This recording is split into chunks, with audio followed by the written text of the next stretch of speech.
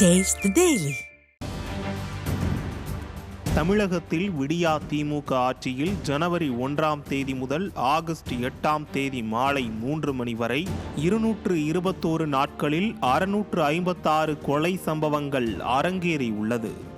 August 1ஆம் தேதி முதல் 8ஆம் தேதி மாலை 3 மணி நிலவரப்படி 24 கொலை சம்பவங்கள் அரங்கேறி ஒட்டுமொத்த தமிழகத்தையே அச்சத்தில் உறைய வைத்துள்ளது. தலைநகரான சென்னை மாநகரத்தில் 8 நாட்களில் 5 கொலை சம்பவங்கள் அரங்கேறி சென்னை மாநகரம் கொலை நகரமாக மாறியுள்ளது. குறிப்பாக சென்னையில் ஜாபர்கான்பேட்டை காசி தியேட்டர் அருகே பல்வேறு குற்ற வழக்குகள் உள்ள சஞ்சய் என்ற 17 வயது சிறுவன் கொடூரமாக வெட்டி கொலை செய்யப்பட்டார். அம்பத்தூர் ICF காலனியைச் சேர்ந்த ஏசி மெக்கானிக் ராஜேஷ் என்பவர் கொலை செய்யப்பட்டு ஏரியில் வீசப்பட்டார்.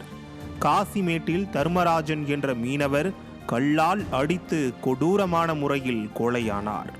வண்ணாரப்பேட்டையில் மணிகண்டன் என்பவர் வழிப்பறி விவகாரத்தில் ஏற்பட்ட மோதலில் கொலையானார். எண்ணூரில் தாயை திட்டியதற்காக தந்தை வீரையனை அவரது மகன் ராஜேஷ் உலக்கையால் அடித்து கொலை செய்தார். இதேபோன்று கிருஷ்ணகிரி, மதுரை, நெல்லை மாவட்டங்களில் தலா 3 கொலைகள் என ஒட்டுமொத்த தமிழகமும் கொலை நகரங்களாக மாறி மக்களை அச்சத்தில் ஆழ்த்தியுள்ளது. 98 கொலை சம்பவங்கள் அரங்கேறி தலைநகர் சென்னைக்கு முதலிடம் கிடைத்துள்ளது. இதேபோல் 47 கொலைகளுடன் மதுரைக்கு 2ஆம் இடமும், 35 கொலைகளுடன் தூத்துக்குடிக்கு 3ஆம் இடமும், 33 கொலைகளுடன் விருதுநகருக்கு 4ஆம் இடமும், 28 கொலைகளுடன் கிருஷ்ணகிரிக்கு 5ஆம் இடமும் கிடைத்துள்ளது. இதேபோல் தலா 25 கொலைகளுடன் கோவை மற்றும் திருச்சி மாவட்டங்களுக்கு 6ஆம் இடமும், 23 கொலைகளுடன் திண்டுக்கல்லுக்கு 7ஆம் இடமும், 22 கொலைகளுடன் திருப்பூருக்கு 8ஆம் இடமும், 21 கொலைகளுடன் தஞ்சாவூருக்கு 9ஆம் இடமும், தலா 20 கொலைகளுடன் திருவள்ளூர், நெல்லை மாவட்டங்களுக்கு 10ஆம் இடமும் கிடைத்துள்ளது.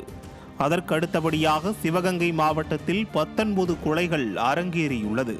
இப்படி தமிழகம் முழுவதும் உதிரிப்பூக்கள் போல நாள்தோறும் கொலைகளால் உயிர்கள் சிதறி வருவதால் சட்டம் ஒழுங்கு சீர்கெட்டு மக்கள் நடமாடவே அச்சத்தில் உள்ளனர்.